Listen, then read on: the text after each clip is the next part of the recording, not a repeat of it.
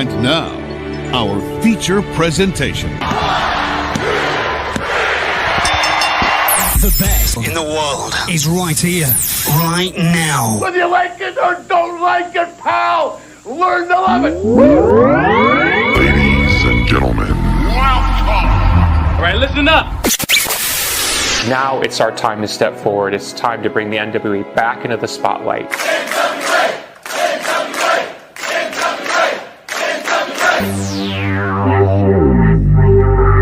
I was thinking that it might be a good idea if you and I formed an alliance. Let's get ready to rumble!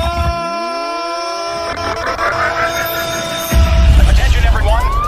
Welcome to the greatest wrestling program in the world. Ladies and gentlemen, can I please have your attention? Stop what you're doing and listen. It's the Alliance Guys podcast with your hosts Kevin, Frazier, DKM, and Jake. Jay, y'all have all subs in California? I think so. Those are like little gas stops with the sandwiches, right? Yeah. Well, they have the little burritos. I know I'm interrupting your intro, but that's almost poetic to be talking about burritos. Well, what I wanted to do is give everyone watching kind of like the backside of how we do things, right? Because we're sitting here talking about our summer vacations. We're talking about planning where you're gonna stop to get gas and get those little burritos. What I really wish we had out here were those Wawas, because I hear so much about those and I've never gotten to go to one. One of my favorite treats two favorite treats that I had when I went onto the East Coast to check out the NWA was, first I went to a Waffle House, because we don't have those out here either. And we don't have Waffle House? No, we don't have Waffle House. Oh my gosh, Jay. Well, no, and that's why when I go, it's like, I want them smothered and covered. Give me that pecan waffle. Yeah, I'm all about it. And then also, what is it? Those I forgot the Bojangles, the chicken sandwiches at Bojangles, right? Yeah. That's what I really like those too. Now we have Chick-fil-A out here, but those Bojangles sandwiches, a little spicy Cajun. Woo! Yeah. Now you're talking. This is a presentation of Alliance-Wrestling.com, your number one source for news and information. This is the Alliance Guys podcast. With me is DKM, former World Junior Heavyweight Champion Kevin Frazier, and of course you got me, J-Cal, and we're here talking waffles, eateries, gas stops, and NWA POWERRR.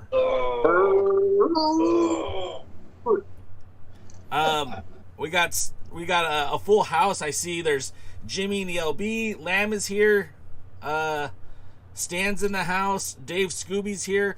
I'd love to see all you guys being here, part of the show. It definitely makes this on a weekly basis more fun to do for sure.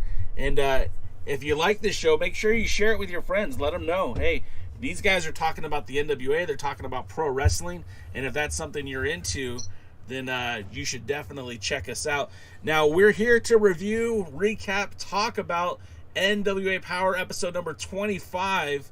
And I know there's a mixed bag here, because I know that I thought the show was actually pretty good. DKM would say the show is pretty bad. Kevin is somewhere in the middle. And I don't know, let's talk about it, right? Let's talk about this show. We had that episode of Power Surge last week that DK and I talked about for a bit. And, it was a little disappointing there, because, that match, there was one match and a lot of, good to great promos, and then a lot of repeat stuff. This week, everything was fresh. We saw the continuation of a couple different storylines. We're seeing some more questions being answered, and that's what I was really thrilled about. But the show kicks off with another confrontation with Trevor Murdoch and Nick Aldis, the world's heavyweight champion and the former national champion. And one thing that I really liked about this promo, and I'm complimenting Nick Aldis here, so everyone who calls me a Nick Aldis hater, listen, I'm complimenting Nick Aldis, because he says exactly what I was thinking this whole month that this show's been on. You need to look no further than the mirror to see why you are no longer national champion. You let your heart get in the way of your brains. You let your ego get in the way of common sense, and you took a match you had no business taking. You're no longer champion because you were too stupid to realize you were getting played. what a great way to introduce this angle to somebody who might have just stumbled upon this show for the first time. I think the altercation certainly, it was just a war of words, but I felt like this is the first time that somebody recognized that Trevor Murdoch is being stupid. Kev, what did you think about that promo? I just had to turn on my screen brightness. So, and I bet me and Devin agree for once on this. Like, man, they make Trevor Murdoch look dumb. And Trevor Murdoch makes himself look dumb. And, I think all three of us like Trevor Murdoch. I think we all like what he does in the ring, like what the idea is, kind of like that same thing. You like the idea of something better than the actual execution. And honestly, that's how I feel about the NWA roster for sure. I really like the idea of the roster more than I actually like the execution of how they're being used. I think that's my biggest beef with the NWA as it stands. But,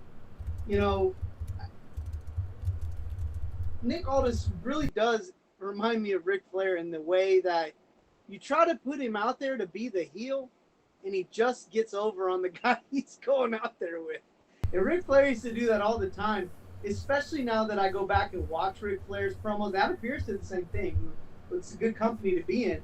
But it's like they're supposed to be the heel, but their promo skills and everything that they do is just so much better than the guys that they're out there with that you just like them more. And honestly, guys, maybe I'm going to give you a secret on this, or maybe I'm not, but that's what makes a heel great, is that you like them, but at the same time, they're a bad guy, and either you hate liking them or you feel bad for liking them, because it makes you feel kind of dirty that you're like a fan of them, So that I like all this in the opening segment way more than I like Trevor Murdoch in it.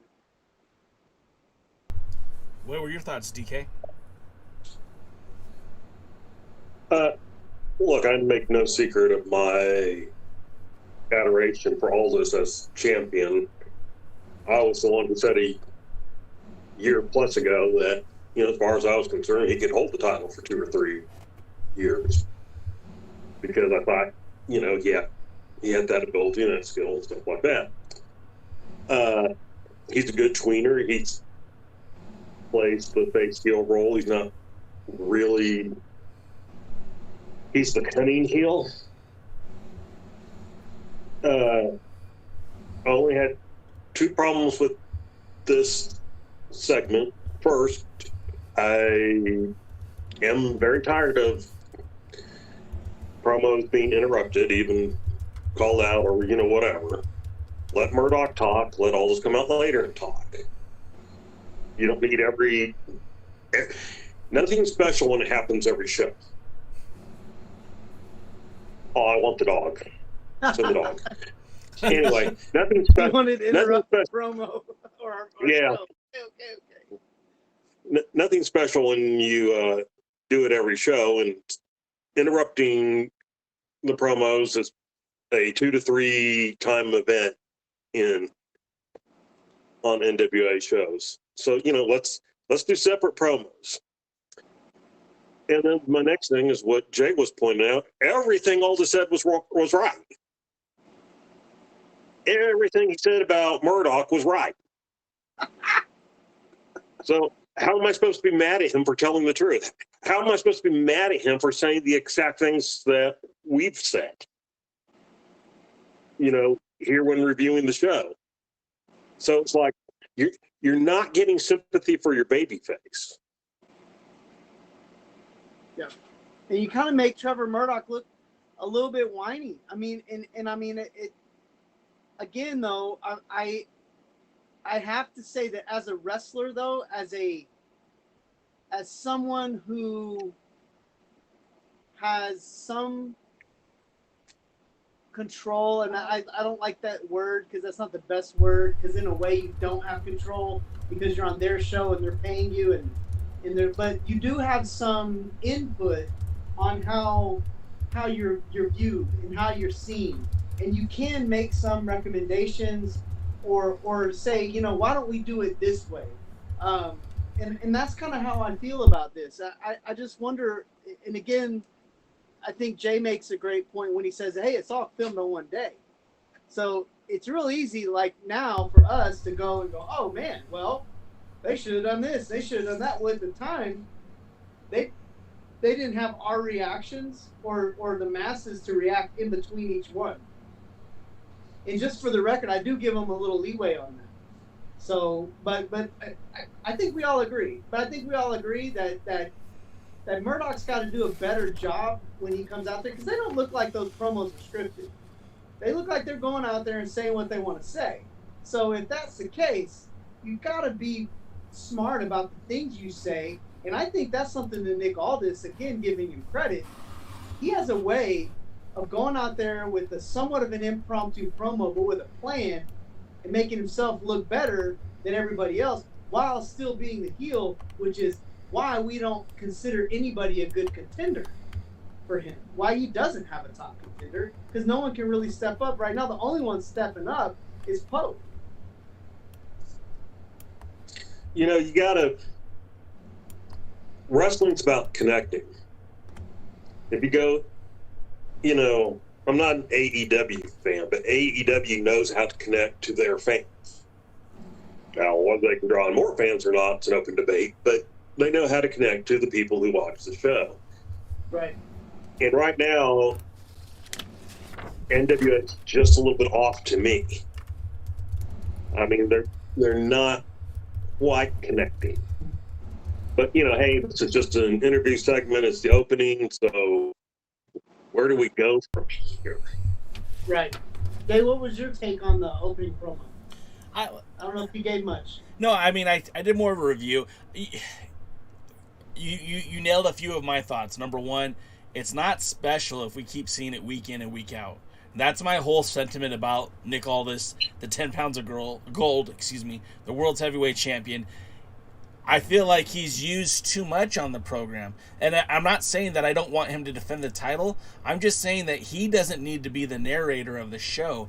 He should not be the sole focus of the show. If anything, this is a TV program. The Pope should be the star of the show. We should be following the TV champion, or to a lesser extent, the national champion. I don't feel like everything needs to revolve around Nick. That's not saying that he isn't a professional. That's not saying he isn't a draw. It's just saying that he's the world's champion. He should be defending that title all around the world, as far as I'm concerned. But I thought the promo did a good job of telling the story that they wanted to tell. You know, they are now advancing the storyline, and that was my biggest gripe of the first month of this program, is there were so many questions and very little answers. But now we know. Now they're going to build towards Nick Aldis and Trevor Murdoch. We've got that affirmation now. Before I felt like, okay, he's going to go back and feud with Adonis, and like, honestly, it's a weird transition because the booking doesn't make a whole lot of sense. If it were me, if some dude took my title belt, I'm not really concerned about the guy in front of him. I'm worried about the guy in front of me. He beat me up, and he took my belt. My goal is to get that back. But, you know, that's, at least now we have some idea of where they're trying to go with all of it. So, for me, I give it a more of a thumbs up than a thumbs down. I want to jump in real quick on this. You make a great point. And I'm sure Devin will probably agree with this, which would be like 2 in like less than an hour period. But I think that if you got a TV title match on the show, or the TV title is the main, then maybe that's what the show should be about. Even though you have other little stories that may lead into next week's event or 2 weeks down the road. I agree. I think if you got a big title match, the night should really revolve around it because of that. The other thing that I think that we could probably, that we haven't spoken about, is now that it's a paid show, you have a captive audience. Yeah. So you can tease the fact that Nick Aldis might be on the show. And if that's why you're watching, you're gonna watch. Like, I remember when I used to watch shows like this, I would tune in to see if Kerry Von Erich was going to wrestle. Right. And if he didn't wrestle, I'd tune in the next week to see if he was going to wrestle. You know, and eventually I get to see him. You know, and I agree with that. I like that because they do have some good possibilities with the tag titles, the television title, the national title, the heavyweight title, the women's tag division. I think they have enough in those areas that they could, and I think it would be more effective with their storylines. They could have a little more time to develop some of these stories. And, you know, what could happen is that, you know, you could sprinkle those little stories into each weekly show with a little more of a focal point. But right now, like you said, there's a little too much emphasis on Nick Aldis when we don't even know what Nick's doing up until this week. So, anyways, we can go ahead and move on. One more point I want to capitalize on that is we're talking about a guy who's been on TV for 4 weeks, and he was supposed to have a wrestling match tonight, or Tuesday night. That match didn't materialize. He defended his title at the pay-per-view that predated the first 4 episodes or 3.5 episodes of Power. So again, it's like, what are you doing with the guy? If you're not going to put him on TV and defend the title, cool. Get him off the camera and let's focus on the other 4 championships that are on the show. I know that the women's champion is hurt. There's there's the tag team titles. Those haven't been defended since they won them back in, November? And then the national championship, they've been doing a good job of telling that story. And they've been doing a pretty good job with Pope and what's going on with there. But anyways. Well, I mean, Pope has turned into the RVD of the NWA. And when I say that, it means that Rob Van Dam back in ECW actually made the television title. And you had some good heavyweight champions, too. I mean, Shane Douglas was pretty awesome during the late 90s and early 2000s with ECW. So it's not like the heavyweight title was just blah. But, man, Rob Van Dam made the title that he held start to mean a little bit more. And I would be willing to say that Pope has really elevated the television title just by the way that he's taken it so seriously and made it something which, again, like Pope had to sell me on him. But, the match that he had, the last match that I saw him have, and then his promos, I mean, he's starting to become one of my favorite guys to watch in wrestling, period. And so, good job to him. But I can't say it's the NWA because if it was some formula that they had, they should be using it with every wrestler. So, moving along. So next up, we get the promo, the backstage interview with May Valentine and Slice Boogie. This is kind of like a repeat of the last one, except for this time, he's got a little bit more focus when it comes to the interview. And basically, aside from hitting on May Valentine, he calls out our boy, our collective boy, Jax Dane, and says that he's beating up bouncers bigger than him, and that he wants to see Jax Dane in the ring anytime, anywhere. And I don't know, man. There's an old saying that I think it came from Texas. You guys might know about it. It's if you grab the bull, you're gonna get the horns. I think that's how it goes. And I feel like that's what Slice Boogie. What the hell are you doing? What did you think about that, DKM? What did you think about Slice Boogie calling out our guy? Well, let's start at the beginning. We started this show with an interview at the interview podium, which ended up into a double interview because the two Aldis came out. So now we're ready for wrestling. Except for we go to the back. And get Slice Boogie. And the first thing Slice Boogie does is something like this and talks about like Dane and Crimson yapping or whining or complaining or whatever. I haven't heard a thing from Dane and Crimson. I don't even know if they can talk on this show. I mean, there's been no interviews, there's been no nothing, but somehow Slice Boogie's talking about this whining. But we get plenty of Sal Ronaldo and Slice Boogie on the mic. Oh, yeah, let's save Sal for us when I get there. But yes, so now I have Slice Boogie. So now I got how tall is Dane? 6'6", what? 6'4". 6'4", I looked it up. 6'4"? Okay. He's a tall guy. He's probably a legit 280. And he's got years of experience and former world champion, been to Japan, traveled around the country, and now somehow I'm supposed to buy into this idea that Slice Boogie, who has the worst name in wrestling and has wrestled for about a year and a half, and, you know, he's a good size, but, you know, let's be honest. I'm supposed to buy into the fact that this is going to be a competitive feud? I mean, come on, man.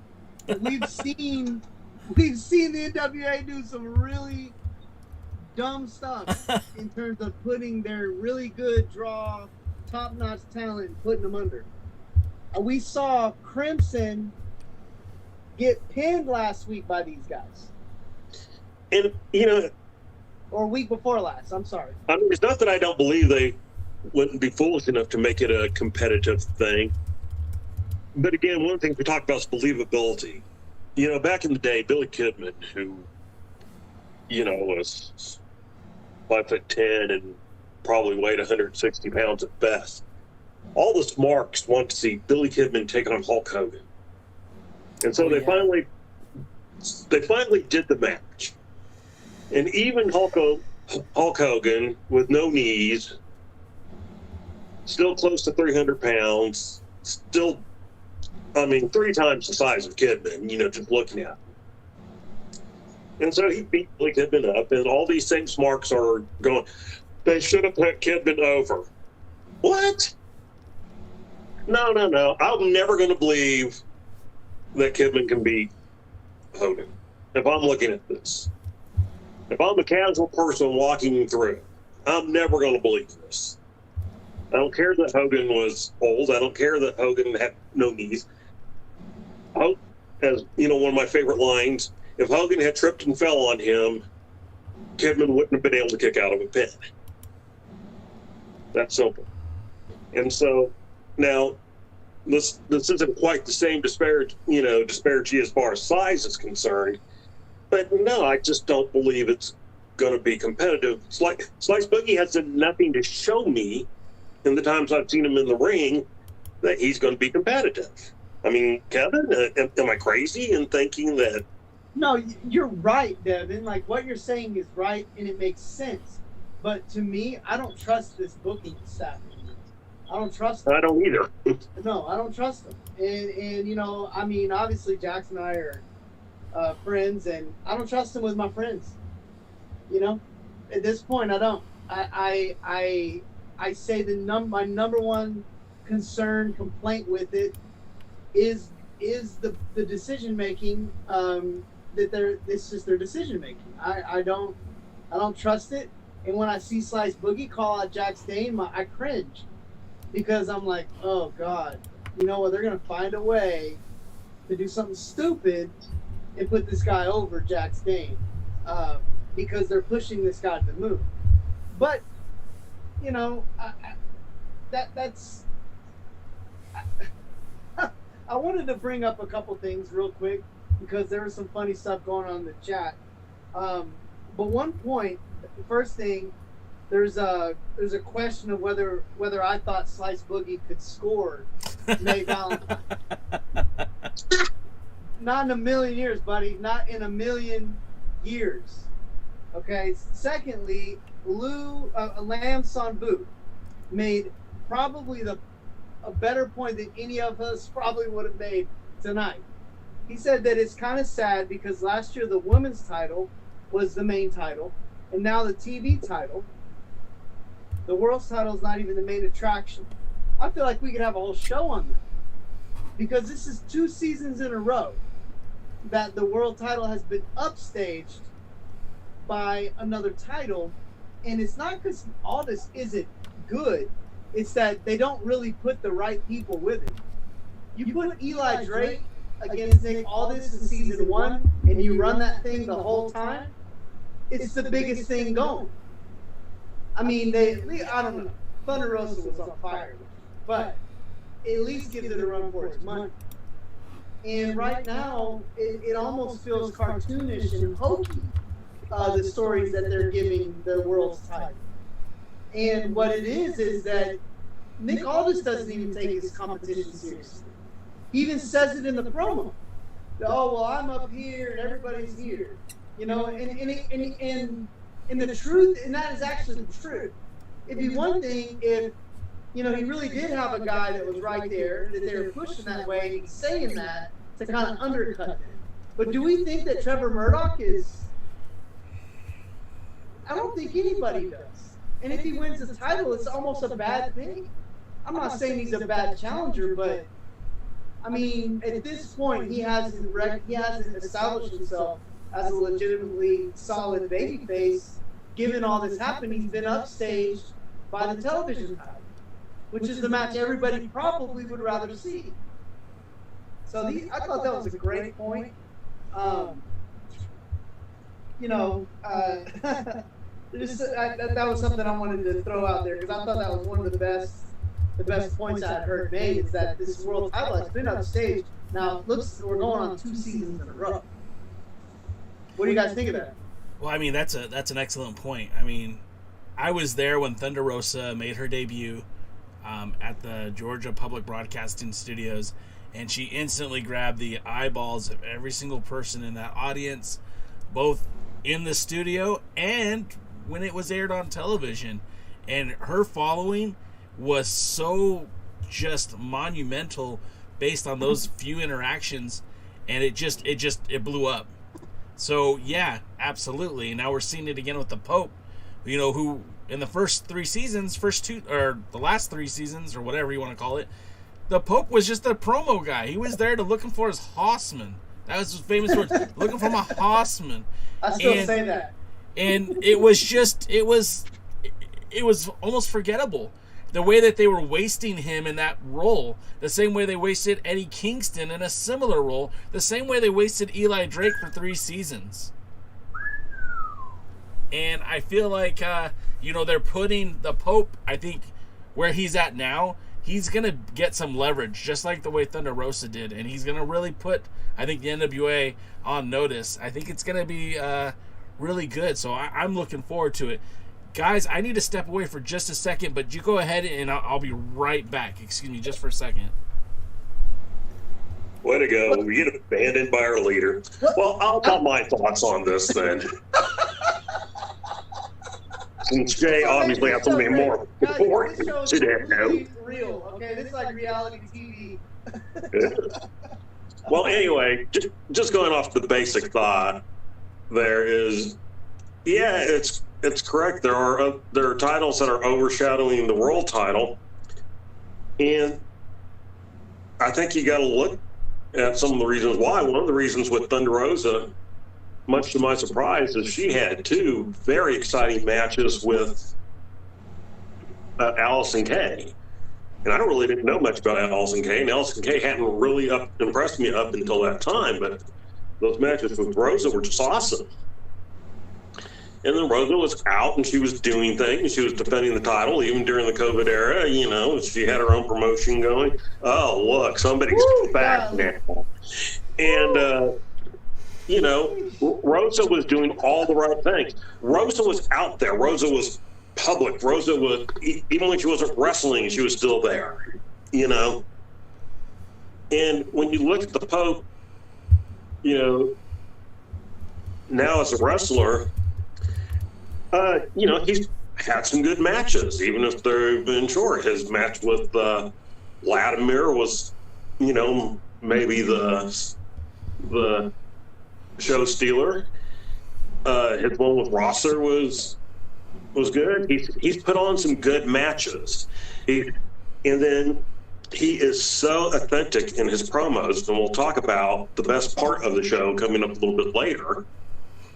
But he is so authentic. You believe what he says, and it's him saying it. We talked about earlier, they obviously don't script. And for some people, that's maybe a bad thing, but for Pope and even Tyrus, they have the type of back and forth that you really want, and we'll get to that. So, hey, after 2 interviews, Jay, what happened? So we finally get some action on Power. We get a tag team match. Now, this is a non-title match. Okay. We get Sal from what they say, Southern California, coming to the ring, and he says, "Hey, my partner's on his way. He's on his way." He gets in the ring. It's clearly that the only friend he has is May Valentine because he doesn't have a tag team partner. And then you get JR Kratos and you get JR Kratos and Aaron Stevens coming into the ring. Did my camera just go out? Really? Apparently. Sorry. We have to carry this guy, Devin. We have to carry this guy. Yeah, for real, right? So we get Kratos and we get Stevens coming out, and they look like they're on the same page. And the match is literally just a squash. I mean, they're beating the crap out of Renaro. He's getting a little bit of offense in, but it's mostly Kratos and Stevens carrying it. It gets so far that Kratos is in there just kind of punishing Sal Renaro, which, I mean, what was that? Oh, my dog is dramatic. She's on the feet. My wife took her leash off of her. So Renaro, I thought it might have been Renaro screaming in the corner because Kratos was beating the crap out of him. That got Tim Storm excited, got his feathers ruffled. Aaron Stevens was yelling at his partner to stop it and just end the match. Tim Storm gets on the apron. He punches Kratos. We get a roll up. We get a 3 count. We get an end of a match, thankfully. There's not a whole lot to talk about here. Again, some really strange booking. Obviously, that tag team is descending into turmoil. I don't expect that Kratos and Stevens will be a tag team for long. But does this lead to Tim Storm making his return to the ring? DKM, I know you weren't big on this match. Tell me what you thought about it. It sucked. I mean, hey, look, one honesty, that's what we do here. The match sucked. There was nothing really good to say about it.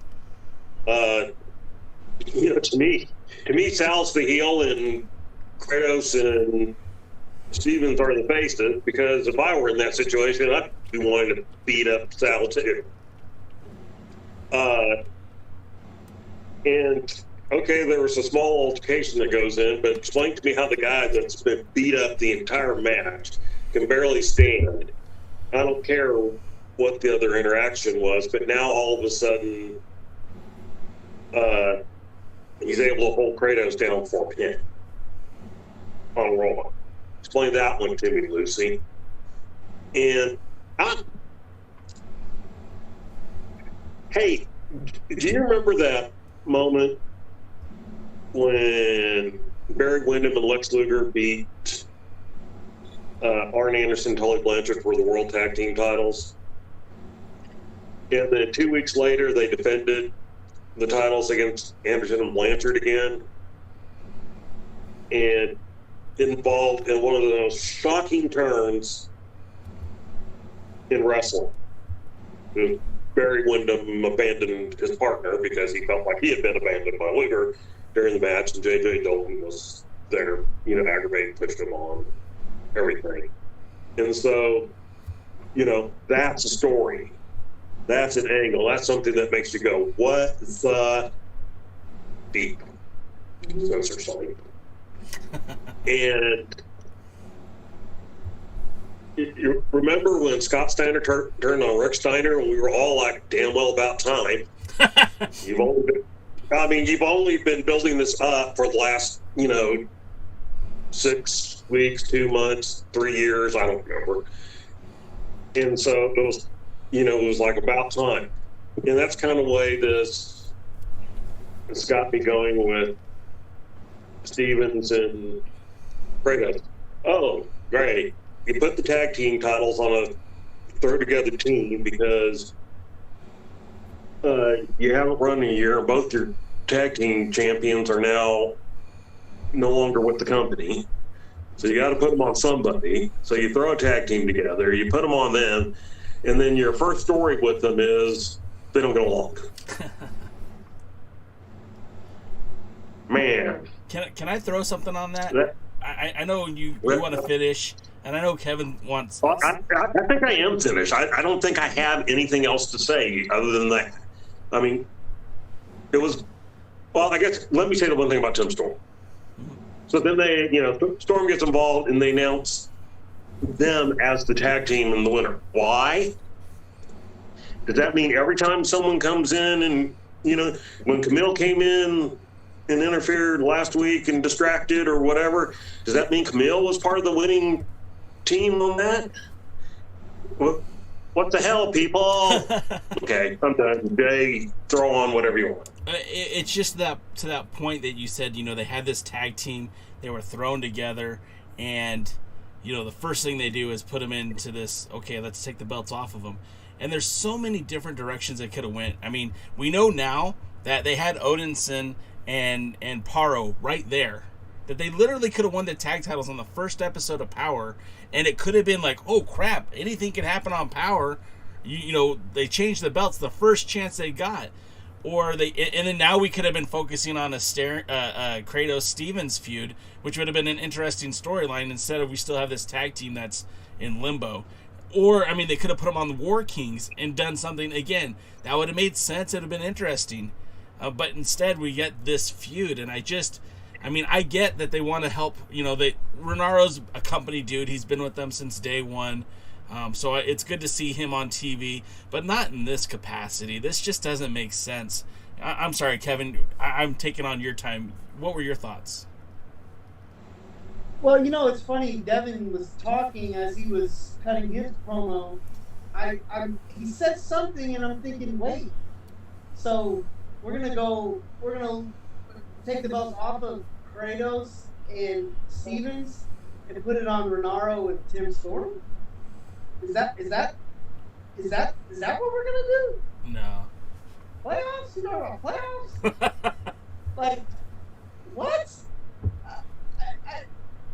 I don't know, and hey, one thing I will say about the show that I thought was good. Oh yeah, it's blowing up in the chat, by the way. I got Kokushi straight up roasted Jay. I gotta get this one on. He gets a shout out for this one. Where is it? He said it's good when Jay's camera goes out. He never looked better. That's not what your mom said. Sorry, but this was what makes it half the fun for me. And then now it looks like Kokushi was asking what DK was drinking. So he had to show what's going on. So anyways, you guys crack me up. So I'm going to myself, I'm like, okay, at least if they're going to lose the belts, lose to a team. But the other side of it is that I like stories. I like stories I can follow. And I felt like that was something they did well in this show. I could tell where they were going and the stories they were going with.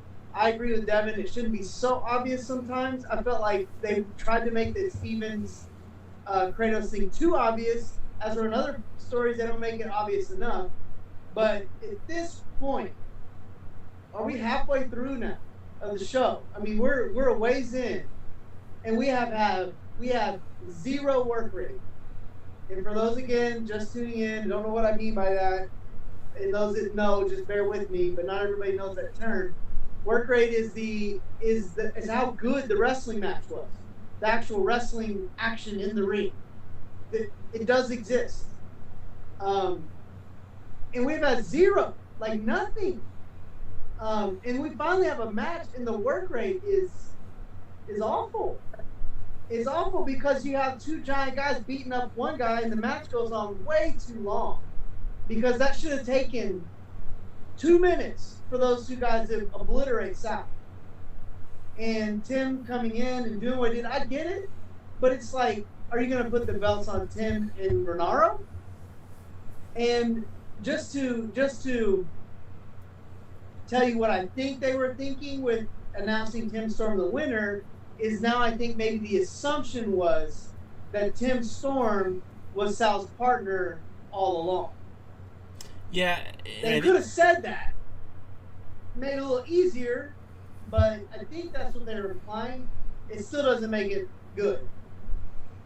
Want to give a shout out real quick to the illustrious Mr. Brian Rosa, who's in the chat. For you guys who don't know, Brian Rosa is the Mr. to Thunder Rosa, so very obliged to have him here. Of course, we were just talking really nice things about Thunder Rosa about 10-15 minutes ago. You missed it. Gonna have to watch the replay. But yeah, I mean, it just didn't make a lot of sense. The whole breakdown with this match. I mean, they could have just brought Tim Storm in the ring, but I mean, however you want to cut it, the only advancement we got here was the storyline advances between the dissension between the two, Kratos and Stevens. So the tag team champions are certainly not long for this world, and at some point, it looks like maybe Tim Storm and Sal Rinauro might get a shot at the champs. It's still kind of wonky and a little bit odd anyways. But Kikuchi says that they should have made Sal's partner Agatha, because it was Agatha all along. Moving on, now we get the probably the highlight of the night, right? Probably the best I've seen from Power this season, and that's Pope versus Tyrus. Now, before you guys clap back at me, yes, I'm saying something positive about Tyrus. I'm also going to say something positive about Austin Idol, because he did his job by shutting up and just being there. Perfectly done. He didn't need to speak because Tyrus had this. And the back and forth between Elijah Burke and Tyrus was probably the best back and forth that this show's ever had. Pope famously said, "I'm not afraid of you. I don't know who you think you are, but I don't claim to wear a white hat, and I don't claim to be a nice guy, but this is the way it's got to be done." Meaning that title means so much to the Pope that he's not going to just let somebody come in and get a shot at it. That they're going to have to earn that shot.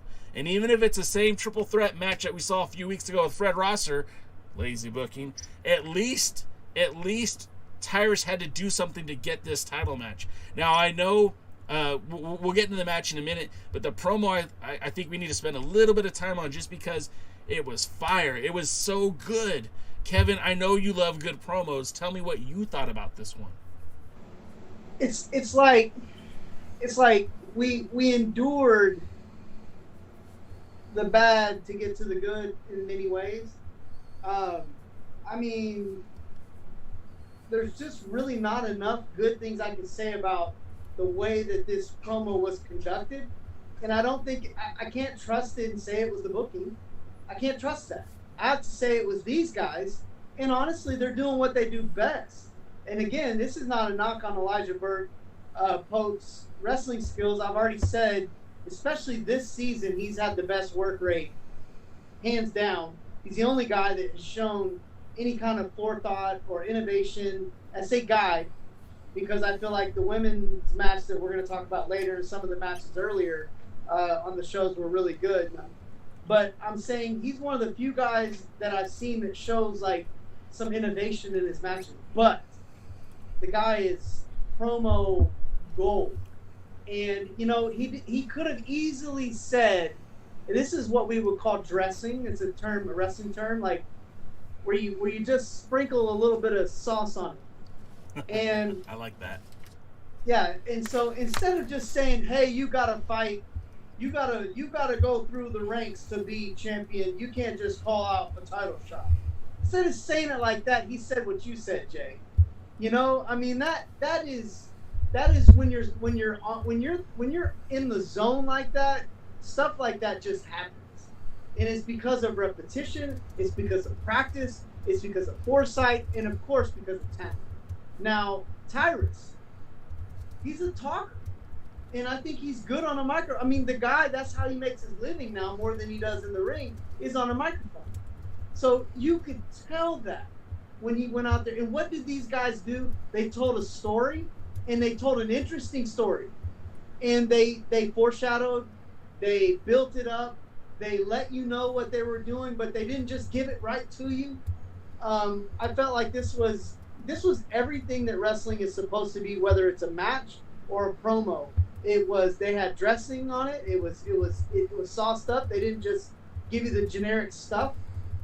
There was backstory, and it wasn't just yelling at each other. "I'm gonna beat you up. I'm gonna beat you up. I'm gonna beat you up.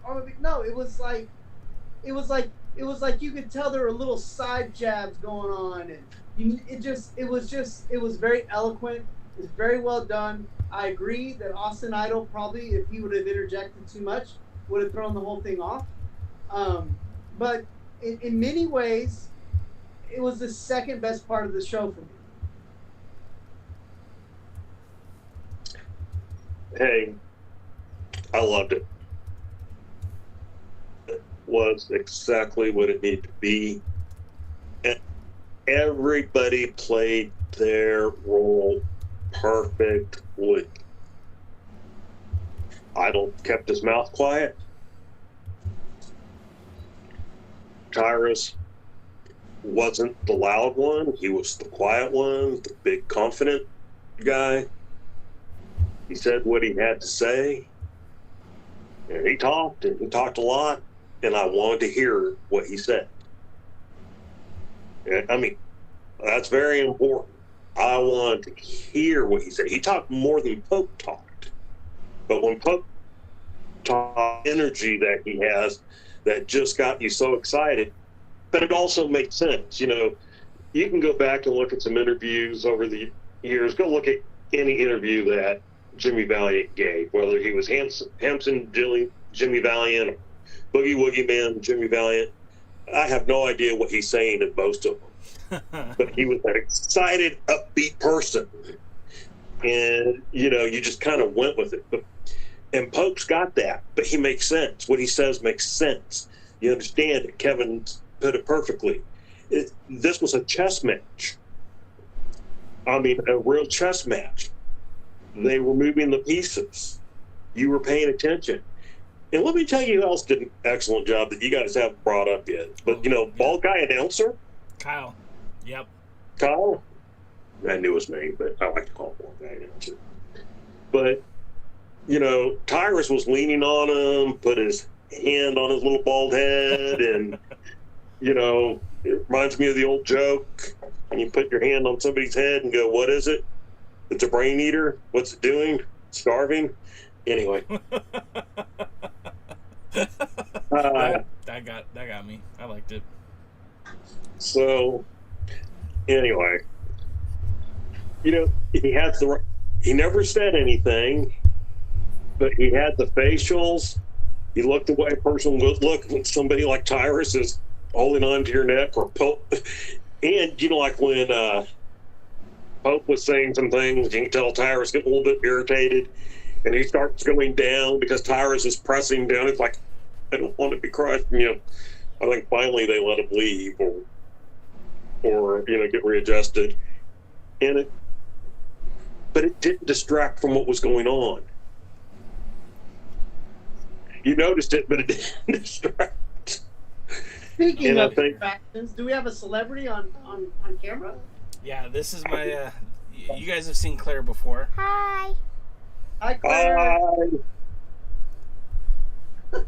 When's Claire going to start watching the shows and reviewing them with us? Soon. Claire, you want to see my puppy? Show. Puppies? Yeah. Look at Kevin. Oh, that's so cute. Cute chihuahua. That's right. That is a chihuahua. I just saw the size of it, and chihuahua. Just knew it was a chihuahua.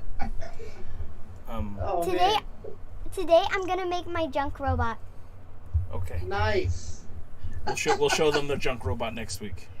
For school. Hey, we can't wait to see it. Okay. Bye.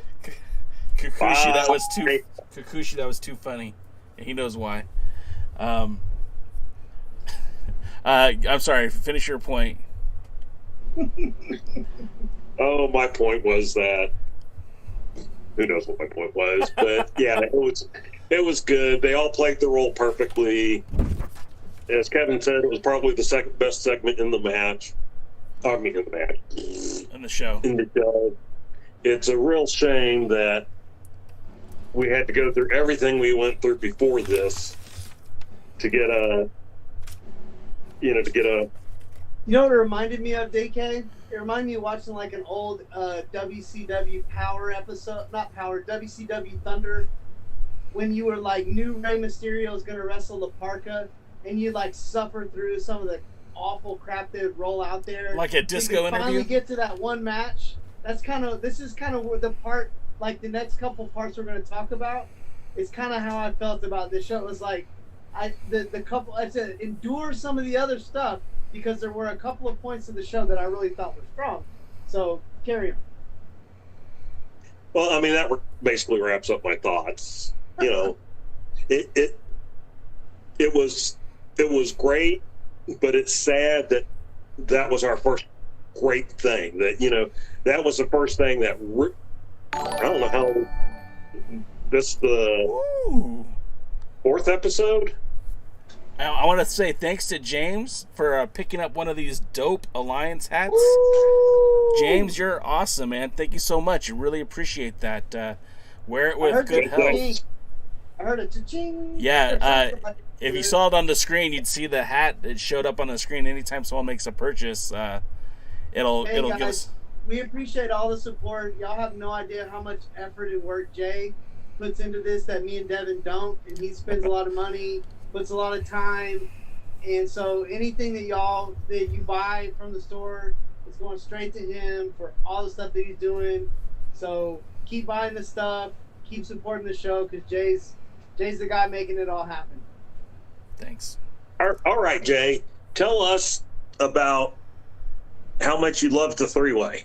Okay, so again, this whole show, why I liked tonight's show was because it was pushing storylines forward, right? And even though the triple threat match, it wasn't pretty, right? It wasn't. Meltzer isn't going to give it 5 stars, but it progressed the storyline. We saw Matt Cross, who again is at this point maybe one of the most talented guys on the roster who's being the least utilized. You've got Marche Rocket, who, you know what, not bad. He's still just a guy who I'm not really familiar with, and he hasn't really been pushed into any kind of role except for he and as well as Matt Cross are seemingly just the guys who are going to be part of the triple threat matches to crown a number 1 contender for the TV title. I mean, these guys were in the ring when Fred Rosser was there, and now this dude's in the ring. Tyrus is in the ring with these two guys to move that storyline forward. Now, the match itself was bad. I felt like they tried to hide some of Tyrus's awfulness by having him kind of go outside the ring and let Marche Rocket and Matt Cross kind of mix it up in the ring. And again, that beautiful shooting star press. I'm a mark for the shooting star press. It's one of my favorite moves. So when you see a guy like Matt Cross do it so effortlessly, so like beautifully, like I pop for that. I know I'm one of the guys on the show who's more into flips and stuff than everyone else, but I just thought it was such a beautiful move. And then you get Tyrus coming in to steal the victory, which is what a heel does. They still don't book him the right way. He should be out there obliterating people, not stealing victories. But at the end of the day, he got the win. It advances the storyline, which is kind of the theme for this show for me, was advancing storylines. Kevin, what did you think about this match? I work rate wise, it was definitely better than the tag match. Because again, I mean, anytime you have Matt Cross out there, and I mean, golly, man, that guy's as solid as you get in terms of like work rate. You know, I felt like though he was in a position where really the match told a good story. Like, don't hate Tyrus or not, but that's kind of what heels do. And if I'm gonna nitpick, I would say for sure, instead of having to have Tyrus jump, because I was like, when I knew it was about to happen. I was like, oh, here's what we're gonna have. Matt's gonna hit the thing, and then what? They're gonna have Tyrus run in and interrupt. Like, can he get in there? And I was really concerned that he wasn't gonna make it in. And in my mind, I'm going like, right. But in my mind, I'm going like, why not just have him over on the side where Matt Cross is doing the shooting star and just yank him out with one hand from the leg? Yeah. And then crawl in there. Yeah. In my mind, I'm like, that's what I'm thinking. That's my nitpicky side. I'm like, that's all you had to do. You didn't have to have all that angst. You know what? Just have Matt Cross. I mean, it makes him look big and strong. You know, make him grab Matt Cross and sling him out of the ring, and then take his time getting in there. You know, just roll in there slow, Lay back, get the pin, and make everybody mad. I will say this, that I think it does set up a good story between Pope and Tyrus because it's a 605 match. You have one type of wrestler that probably doesn't have more than 6 minutes in him at his best, talking about Tyrus. Yeah. Another wrestler who just has to survive getting squashed in 6 minutes. And so again, I think it builds a good story. I don't think you're going to get a great match, but we're talking about Pope here. At least I can trust that Pope's going to go in there with a plan to tell a story and do something maybe that I haven't seen before, or something that's a little fancy, or a spin on something I have seen, but done in a way that's maybe a little different. I do have faith and hope in here we go. I do have faith. I do have hope in the Pope that he will deliver a good story with the big man Tyrus. Wow. Follow that, DK. No, I don't think I will. Look, everything, as great as Tyrus was in the talking, everything we've complained about him as a wrestler was very obvious in this. Even watching him climb the steps to get in the ring, he just looked labored. And what I want to know is who is Tyrus in the NWA? In his first match, who was it with? Was it Mims? He had that first match where he basically beats the guy up. He's the big monster. Yeah, I think that was Mims. And now he's in there. I like Matt Cross, but man, did he ever look smaller? I mean, he looked old and small. Great shape, but he looked old and small. But so here's Tyrus. Tyrus has already shown he's the big monster. Shouldn't he be destroying these guys? The one's not looking like he's in the best shape. The other one is quite a bit smaller. Tyrus is the big monster. Tyrus should be in there pushing him around, shoving him around.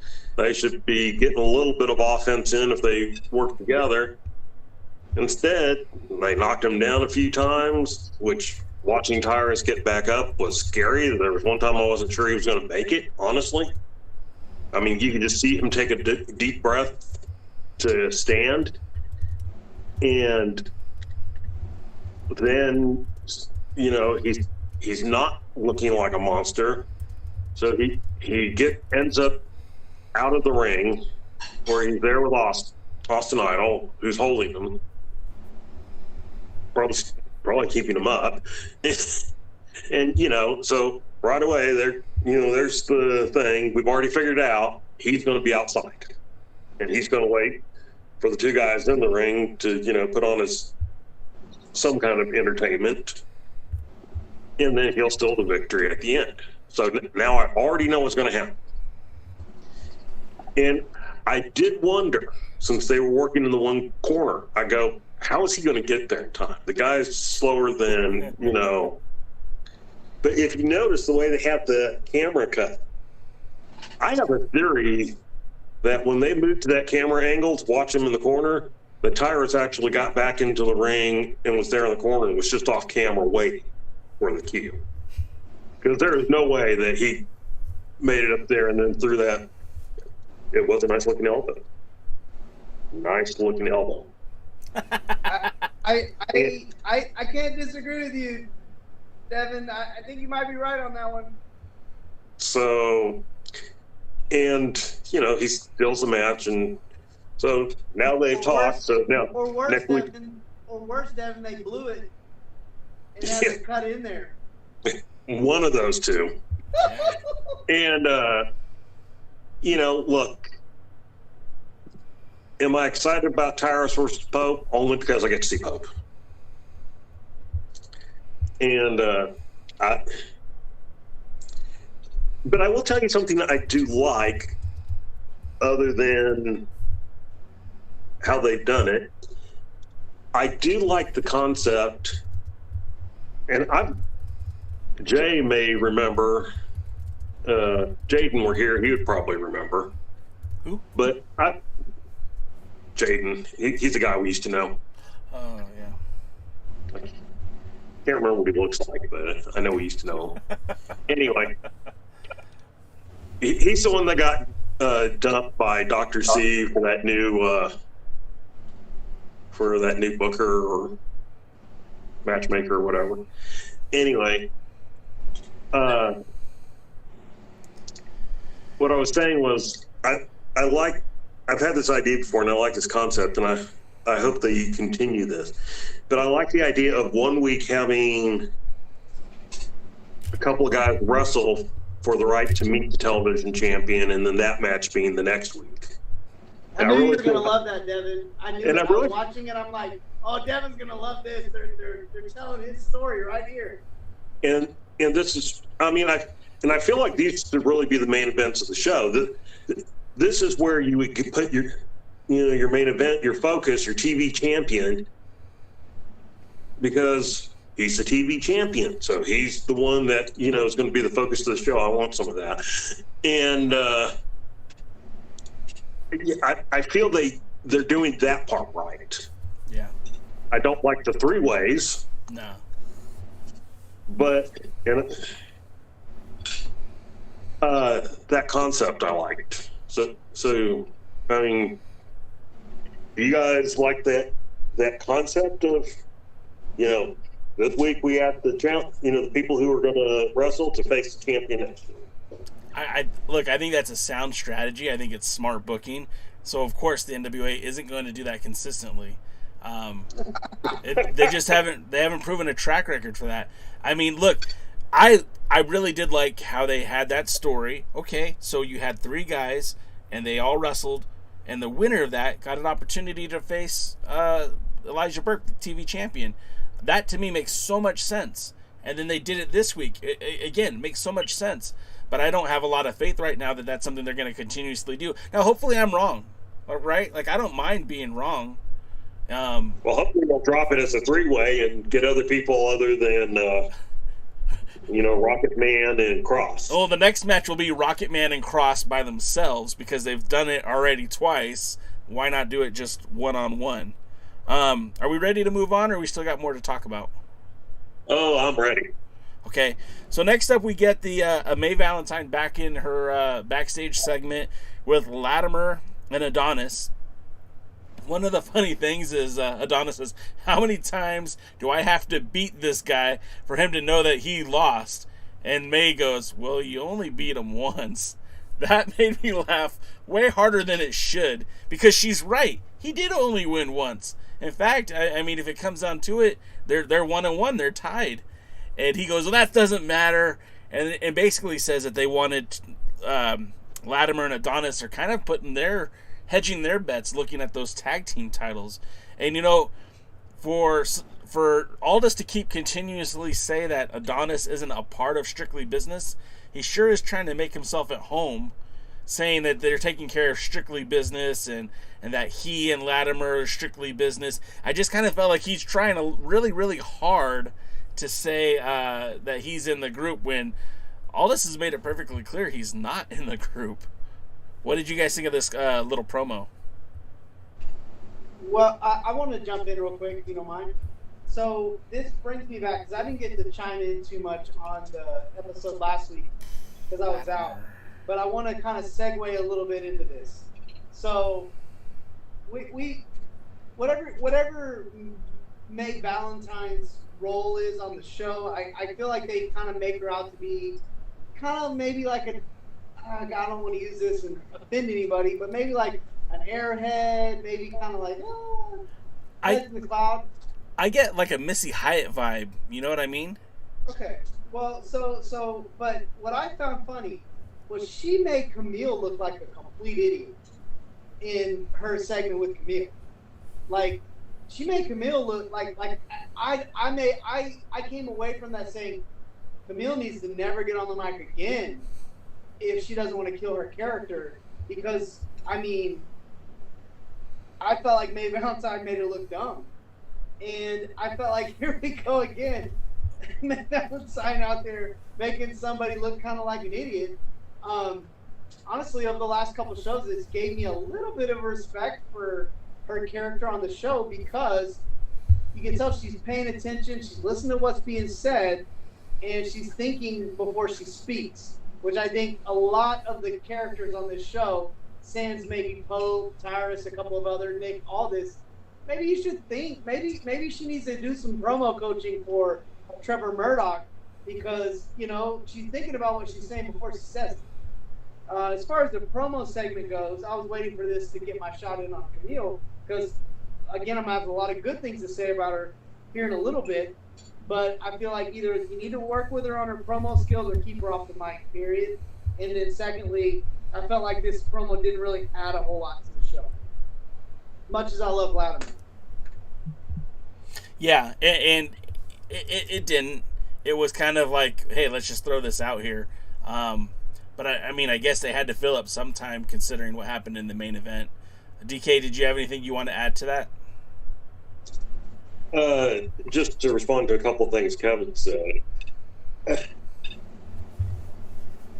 I like the development in Mae Valentine. I said it, last week, that she's obviously getting more comfortable, and it's showing. And I'm slightly going to disagree with Kevin, but not completely. She has an air that comes across her that's kind of airheadish, but she also seems to be outsmarting the people she's interviewing. And to me, it seems to be in an intentional way. In other words, it's not like she's accidentally doing it. She's doing it on purpose. And the thing I like the most is that she is saying things that we as fans are thinking. That's a good point. When he goes, how many times do I have to beat him? We're all going, well, guys have only had 2 matches, and he won the first one. So I mean, she's kind of saying what we're thinking, and I appreciate that. It was a throwaway segment just as far as the show is concerned. We're also, I don't remember how far we are in the show, maybe 2/3 of the way through the show, and this is the 4th talking segment to 2 in-ring segments, and neither of the in segments was a standard match. So we're this far into the show to get our first, this is a wrestling match. So that brings us to the wrestling match, which I guess unofficially becomes the main event. We get Kamille versus Jennacide. Now, what I really liked about this match is, again, they're kind of building off of what we saw a few weeks ago, right? So we had the Thunder Rosa special exhibition match where it was the students or talents from Mission Pro Wrestling. We saw Sky Blue teaming with Jennacide against Alexa Gracia and Thunder Rosa, and that match ended with Kamille coming out and getting involved.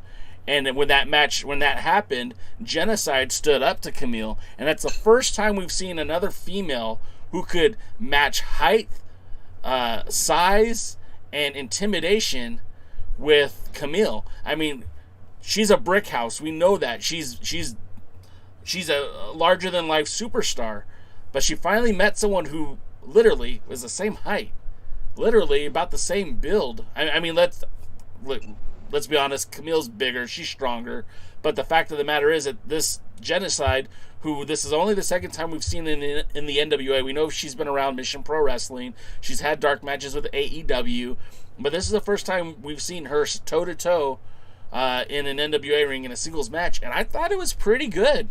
I'm not going to say this was the greatest match in the world, but for both of these women, both of them have only been wrestling for about 5 or 6 years. And obviously the global pandemic slowed a lot of development for a lot of wrestlers. Kamille only wrestled like 2 matches last year. So for her to get back in it and get back to it, she's I still think she's a little green, but I feel like she's growing as a competitor. Jennacide, also, I felt like she was a little green, but they did a good job of kind of covering up the greenness. I felt like this was a good match. And I know DKM's going to say, and I'm going to steal your thunder a little bit, DKM thought this was such a good match that these two should have saved this match for a pay-per-view. And I still think it could be a pay-per-view level match, but that's pretty telling when a match like this could have been on a pay-per-view. We would have been happy to have that on a pay-per-view, and they gave that to us on regular TV.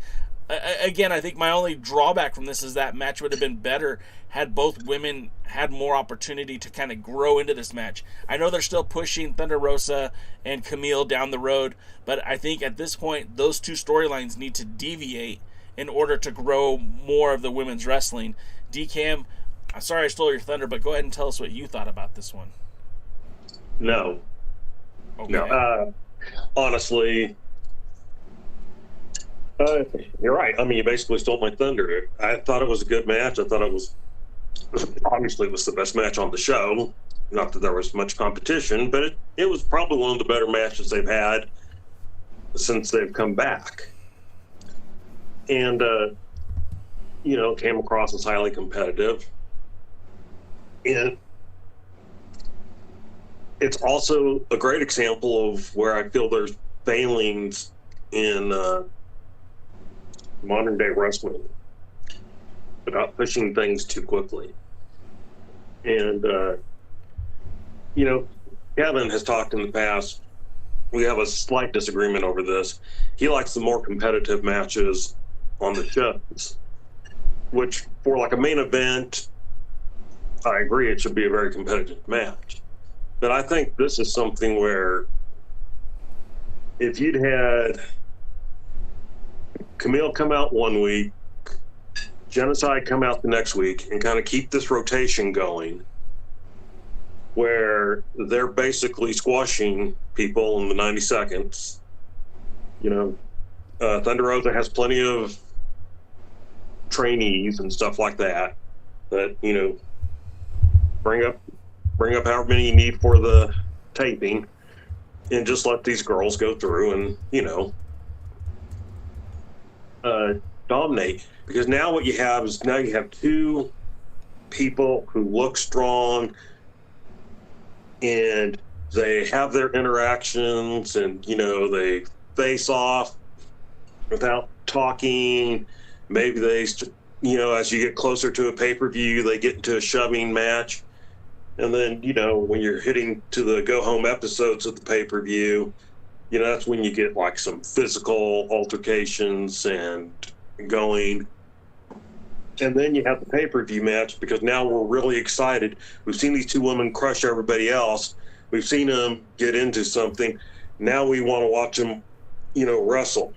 And then there are ways to book that to where, even if someone wins, the other person can, get some heat back. Or, the match that was this good, Jennacide looked great, because even though she lost, she kicked out of the first spear.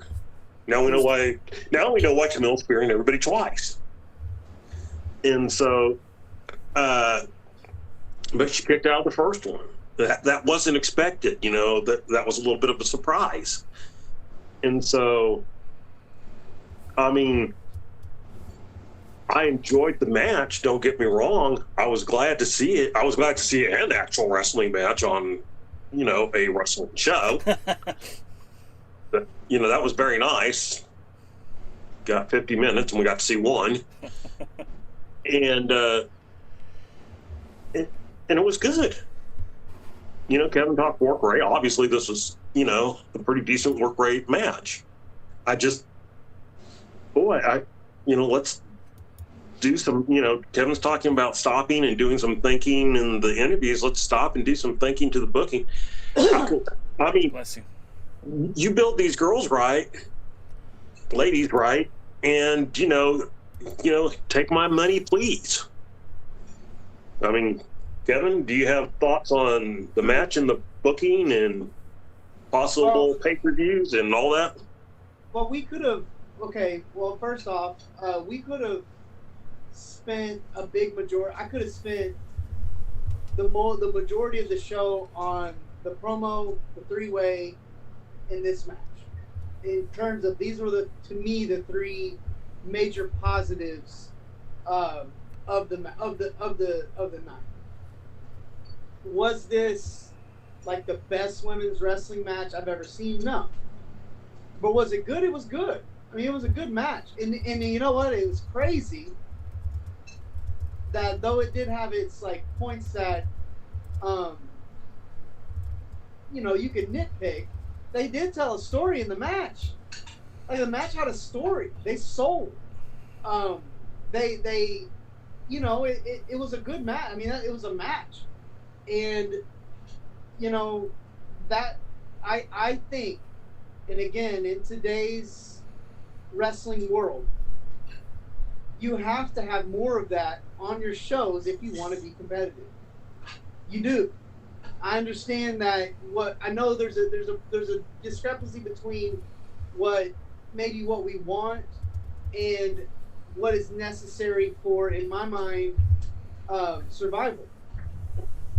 And I think you need to have a certain level of quality wrestling on a wrestling show in a day and age when wrestlers are wrestling on wrestling shows, especially the good ones. Now, does the match have to? Was I happy that of all the storytelling and of all the convoluted things that they've done in these shows, was I happy that we had a clean finish here? No. I thought if there was ever a match to have a kibosh, this was it. This was the best time to tell a story of Kamille about to get beat and Thomas Latimer coming out there and saving her butt or something. She becomes a heel, Jennacide gets over, whatever. Now we have a rematch. That'd be great. And Kamille can go over in the rematch. That's not the point. The point is that, kind of like your point, Devin, you could have a good match like this, come back next time, not solve anything except for that they need to fight again, and maybe that Jennacide is a real solid contender, and then you come back and you can still have the same match, or you could have it on pay-per-view. Now, I'll say this. The reason I would be willing to bet that they're not pushing this match to the pay-per-view, I'm going to say two wrestlers that unless they're under contract with the NWA, you're probably not going to be able to see on next season because they're probably going to get scooped up. Jennacide is one of those. And you just don't see a big girl like that that's got skills like that.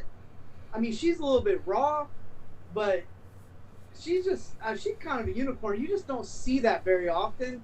And girls like that don't usually last very long in the indies because one of the bigger companies is going to see the ability that, hey, we can develop that. And look at you can look at some of the champions out there right now, at least in one company for sure. They're horses, man.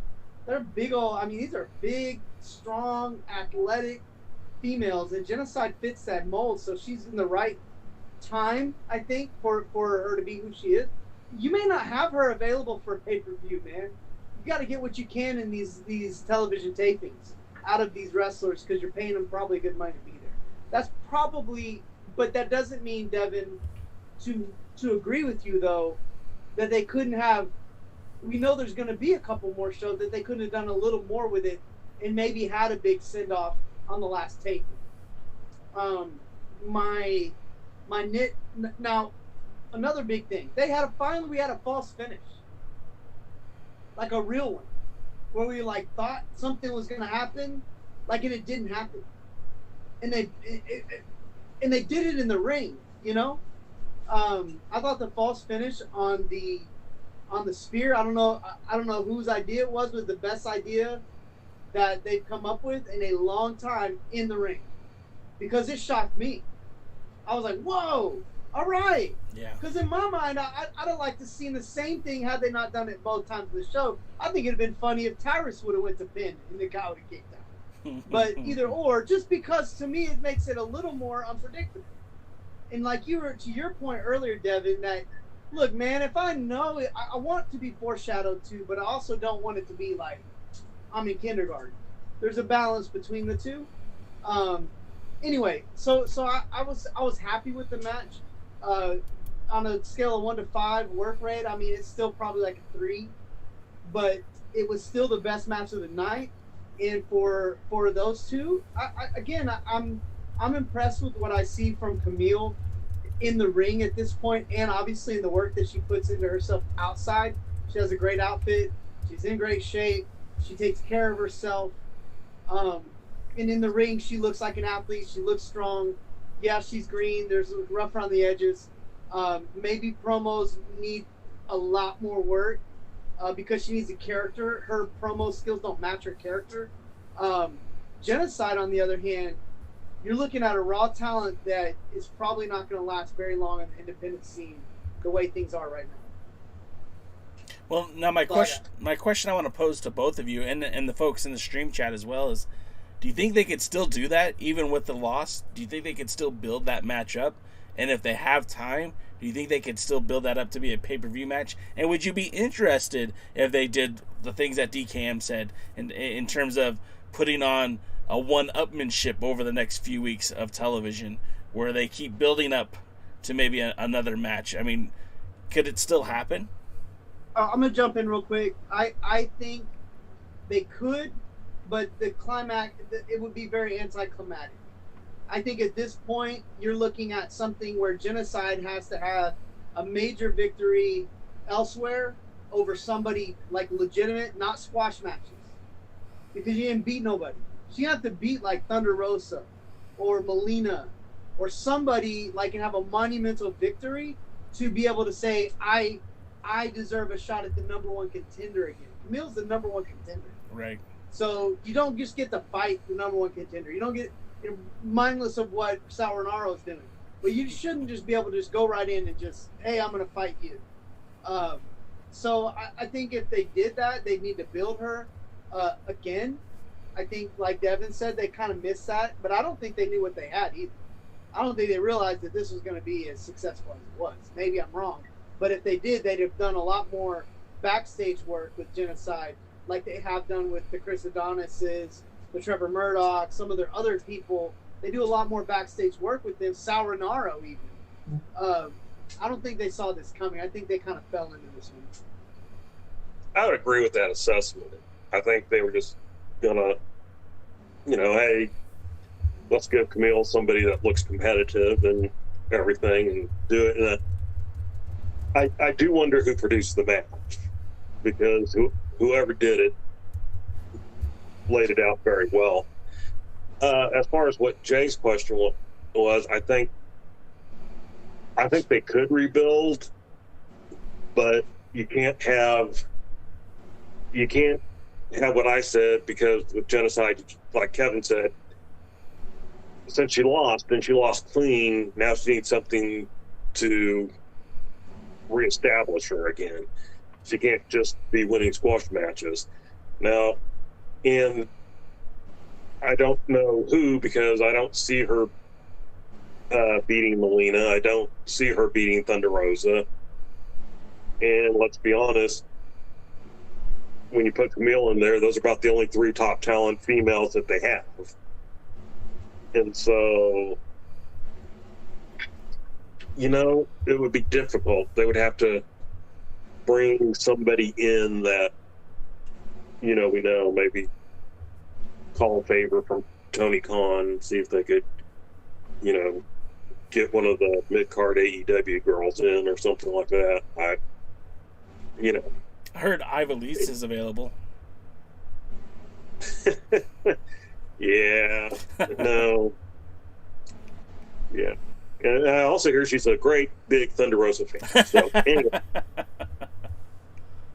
What about Miranda Gordy? For those who don't know what we're talking about, she was basically let go by AEW for being a pain in the gluteus maximus, and she blames Thunder Rosa for all her failings because Thunder Rosa wasn't professional in their match, where she got upset. Elise got upset and stopped cooperating. Well, she looked very unprofessional. Yeah. So, but it was all Thunder Rosa's fault. The best wrestler on the planet right now. It was all her fault. Well, and then the things that we didn't get to when we were discussing this match is, at the end, Melina comes out, and again, I don't know what this whole Mama Melina thing is. Like, she wants to be everybody's den mother. I mean, this isn't the Girl Scouts. We don't really need somebody in there to kind of take that role of, I'm going to take you under my wing. And then she comes out and she gets speared by Kamille. And then Thunder Rosa comes out and, she never gets in the ring. And she never really checks on Melina, nor is she checking on Jennacide. She's just jaw-jacking back and forth with Kamille, which, again, we're going to see that match again before it's all said and done. We'll have Kamille versus Thunder Rosa before the end of the year. But I just felt like that was a very weird set of circumstances, because each week, Melina's been trying to, oh, Thunder Rosa, I'm your biggest supporter. Oh, I'm here for you. I'm going to catch, I'm here to support you. I'll manage you. I'll team with you, whatever. And Thunder Rosa's been kind of like, no, I don't need anybody. And here, like, Mama Melina's trying again. So that was kind of a weird thing to see. And like Woodland Goblin just said, all of a sudden Melina is defending everyone. Like, she's such a nice lady all of a sudden. I mean, she wasn't so kind to Allison Kay, right? And then that just brings us to the main event, which wasn't a main event. We were supposed to get a rematch, if you will, from the first dark match on Primetime Live, or some of you might call it NWA Shockwave. And that was, we were supposed to see Jordan Clearwater have another exhibition match, non-title match, with Nick Aldis, the real world champion who hasn't defended the title in over a month. And instead of getting that, we have Trevor Murdoch getting beaten and bruised by Strictly Business, by Adonis and Latimer. And it really didn't make a whole lot of sense in that we didn't get a match that they advertised. They advertised it as a main event. It very much felt like it was a false bag of goods there. We didn't get what we were supposed to. We didn't get what we were promised. And furthermore, it's more the same. How many times do we have to watch Trevor Murdoch get beaten up by these guys before we can move on to something else? Kevin, I know you've got 2 cents on it. What did you think? I just don't understand this type of stuff, because this is supposed to be an enjoyable show. It's supposed to be. It's supposed to be something we like. It's something we want to watch. This isn't enjoyable. It's very anticlimactic. In different circumstances, I mean, I'm probably not watching again. I mean, I'm just saying different circumstances. I do this right here because I love you guys and I love these guys here in the chat. I watch the show because it's fun to come out with my boys and talk wrestling, because I love wrestling. And because I want to give a true, opinion about what's going on with the National Wrestling Alliance. I mean, I do have some history with the company. So to me, I'm sitting here going, under different circumstances, is this a show I'm going to show my friends when they come over to watch wrestling? Is this what I'm going to pull up on YouTube and be like, hey, this is, I'm probably going to fast forward some stuff, but I will say this, and I've thought about this hard a lot. I used to love WCW. I used to love it. I used to love if you want to go back to when I was a fan before I got into the ring, I'm still a fan. I put the quotations up because I'm still a fan. I still love wrestling. It's so funny when me and my buddy Bull sit and talk about it. He just doesn't love it like I do. Not these days. And I still love it. I watch all the brands that I can when I have the time. And I said, okay, is it fair to expect the NWA's show, given the budget, given the roster, given the limitations, is it fair to ask them to be just a A+ awesome show every single week? I don't think that's fair, because I used to love watching, like I was saying earlier, I would watch WCW Thunder just because I wanted to see like Chris Jericho maybe, or Rey Mysterio, or God, Psychosis was fighting somebody. I wanted to see him try and kill himself. And it's like so I know that I sat through questionable programming that had a lot more money behind it, with a lot more of that, and I've sat through it. And even then, when you're talking about the Monday Night Wars and WWE or WWF, and right before or right as the Attitude Era, those shows weren't all great, y'all. I'm sorry, but unless Stone Cold was coming out or The Rock, it was pretty much garbage until they started bringing in a lot more of the lower card WCW guys. But it's like, if it wasn't the low card, mid card guys on WCW was garbage, you had to sit through an hour and a half of NWO promos to get to a good match. And I look at that and I go, that was the glory days. And you go back, Devin, don't be mad, but you go back to wrestling of the 80s and that kind of era, and there was some trash promos, some trash matches that you had to get through sometimes to get to the Flairs, the Arns, the Kabukis, the guys that you and I, Devin, that we love to watch, because I know we have a lot of the similar stuff that we like. And there was a lot of crap that we have to sift through. And that's why I like the highlight matches, the highlight videos, more than I like having to watch the actual show sometimes, because, man, sometimes it just wasn't that great. So I'm going to say, if the NWA can give me at least half of a good show, which I felt like this week they did, I'm okay.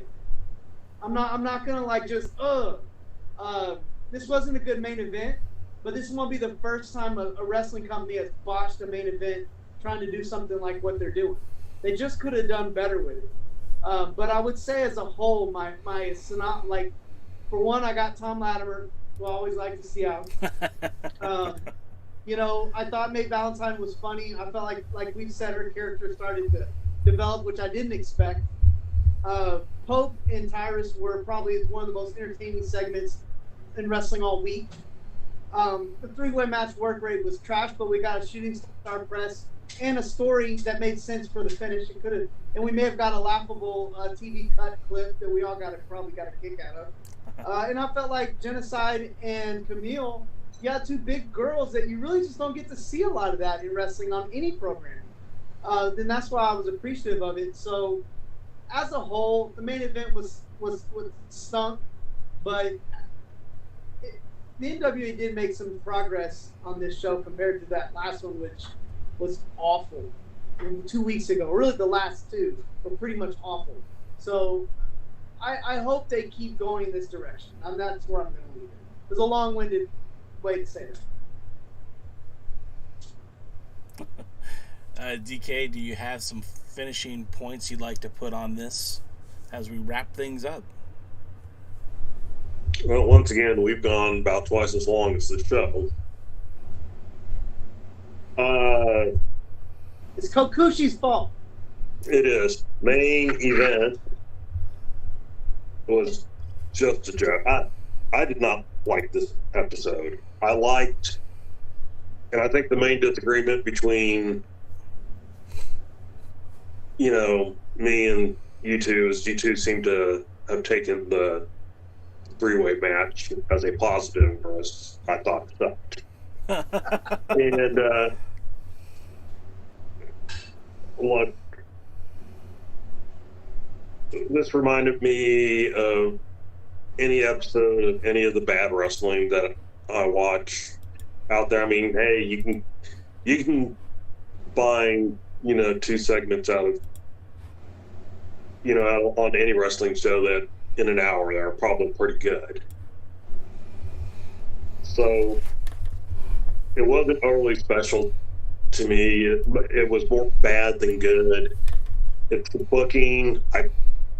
NWA, National Wrestling Alliance, Arn Anderson used to say, wrestling is what they put up on the, marquee. Where was the wrestling? I mean, there was one match. Two people facing each other in a wrestling match.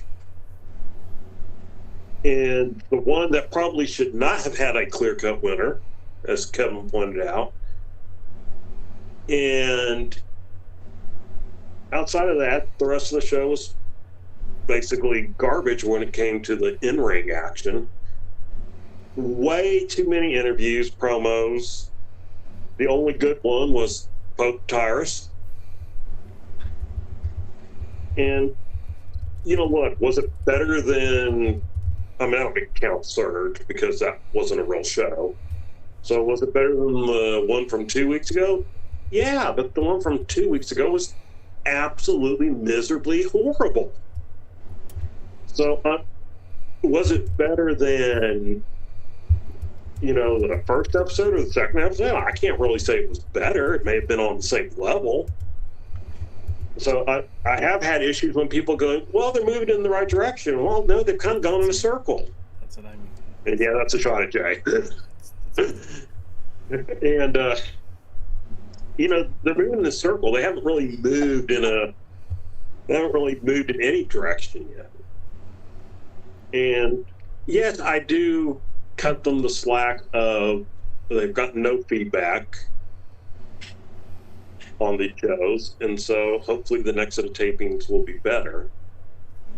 But here's going to be my final complaint.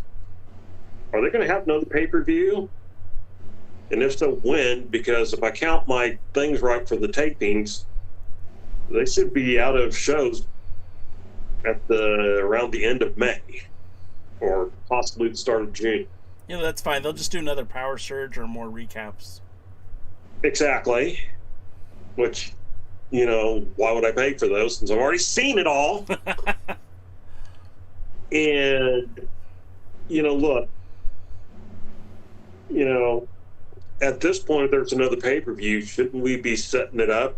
And shouldn't we know that it's going to exist? Shouldn't we be getting some kind of, you know, setup that's taking us a little bit further than, well, it looks like they're building to Murdoch versus Aldis, even though Murdoch's beaten up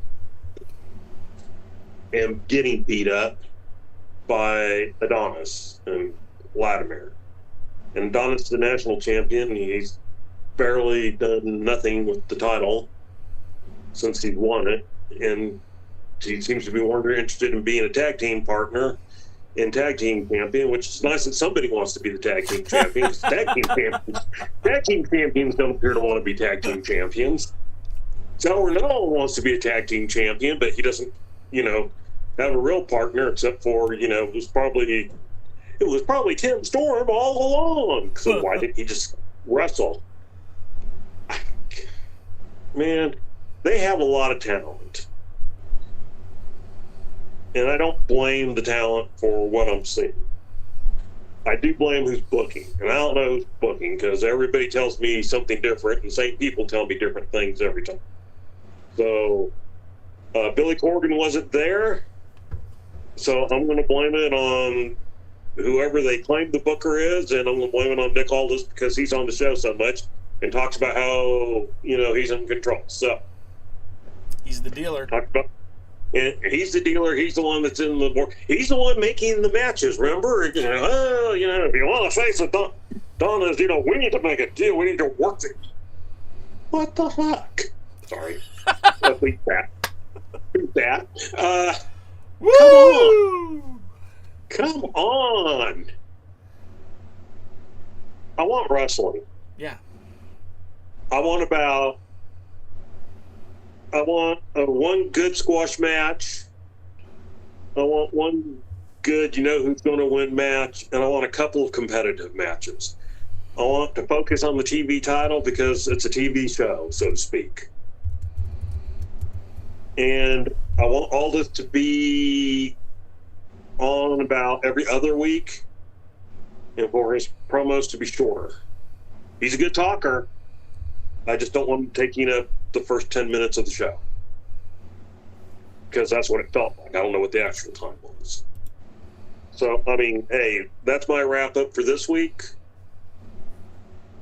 I got nothing else to say. Jay, so I want to give a big shout out to Kokushi because he got his message deleted by the Google moderator team.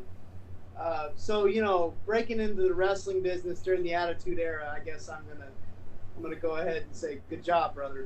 I don't know what he said, but the Google moderator team decided that it wasn't appropriate for YouTube. So, you know, hopefully the FBI doesn't show up to your house. I do want to say,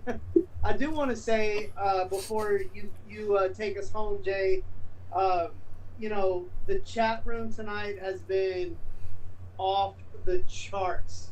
I mean, if you see me looking down, it's because I'm reading the chat. I mean, it's just off the charts. That's what I'm doing when I want to get aside. Yeah, I just want to say, like, thanks you guys for all the feedback, the stuff. You guys are the reason, are a big reason part of it. I'm not gonna lie to y'all. We talk like this if y'all were here or not. But it's fun that you guys get involved. Your honest feedback helps the show. I mean, you guys give us as much content that we, because we spend a lot of time putting this together during the week. Stop lying. I will say a lot of impromptu, but I just want to say a big shout out to the chat room. You guys add a lot to the show. We're so glad that you're here. You know, just a lot of fun. It makes it fun, and your opinions really do help us not feel like we're totally crazy, because a lot of times you agree with us or disagree, and it gives us perspective. So thank you guys for tuning in. I just want to give a big shout out to y'all before Jay wraps this up. He probably was gonna, but I'm taking the babyface role right now. So, well, you make a better babyface than I do, Kev.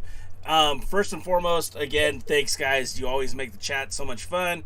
Makes the show much more fun to do. Honestly, the interaction you guys give us. Kevin said it. We'd do this without you guys, but it's much more fun when you're here.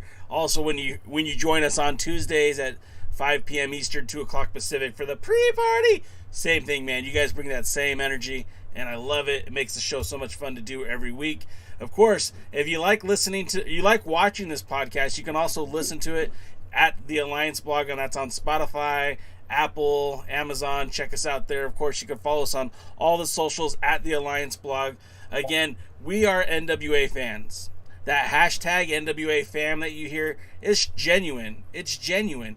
The three gentlemen here that are speaking to you, as well as everyone in the chat, I believe we're all here for the same thing, because we love the NWA. We want to see it succeed. These are criticisms. These aren't like cripes. We haven't given up on the NWA, and neither should you. I do feel like this show, TV title right there. I got my British Commonwealth over here. You want me to grab it? We are big fans of the NWA. We want to see it succeed. So every time you hear us give us criticism, it's not because we hate the brand or we hate the people involved. It's actually quite the opposite. You've heard DKM say how much he thinks Thunder Rosa is the best wrestler on the planet. You'll hear Kevin say that Tom Latimer is the most fun thing on the NWA right now. You heard us all cheer the Pope. Hell, I've even said positive things about Nick Aldis. So you know we care about the brand. We love it, and we love that you guys are here too with us. So with that being said, Kevin, where can they follow you on all socials? Okay, guys, this has gotten to the point where it's getting serious. So I need all you guys on my social media so that I can follow y'all back. So every one of y'all listening right now that hadn't jumped out, go check me out on Instagram. That's probably where I'm at the most. Kevin Lee Frazier, Lee in the middle. Come give me a follow. I'll follow you back. Let's interact. You can find me on Facebook, Kevin L. Frazier, L with a period after it. Like I said, I'll follow you guys back. Let's do some interaction. Please go check out some of my YouTube channels. Just Kevin 247 if you want some motivational speaking, some fitness. And if you want to see Kevin Douglas, my alter ego, former wrestling personality in the ring, you can look up Kevin Douglas 247 on YouTube, or you can just Google Kevin Douglas Wrestling. Give me a subscribe, give me a follow. I will follow you back. I will interact. I will answer questions. I will goof off with you guys. So feel free to jump on there. I want to see all you guys on my social media this week. DK, same question for you, sir. How can we follow you on the social media? Twitter at DKMFWTX. Get my views on wrestling, get my views on politics, get my views on the DC comic world, including their shows. That's the next podcast we're doing. Marvel versus DC. Right, DC wins. Anyway, so let's just take this opportunity to see what should be the focus of the show. Just saying. I like that red on red, by the way. That's the best way that belt ever looked. Oh, this is the only way the belt should be. Sorry, Pope. Well, James is taking off, and we're about to take off too. So thank you, everyone, for joining us. Again, we'll be back. I'll be back on Tuesday at 5 p.m. Eastern, 2 o'clock Pacific for the pre-party. We'll be back here next Thursday, 8 p.m. Eastern, 5 o'clock Pacific, to talk more NWA Power. Again, you guys have been great. And thanks again, James, for picking up a hat. You guys, if you want to check out any of the merch, just go to alliance-wrestling.com. Check out the merchandise. And until next time, gentlemen, we'll see you guys at the matches. Have a good night.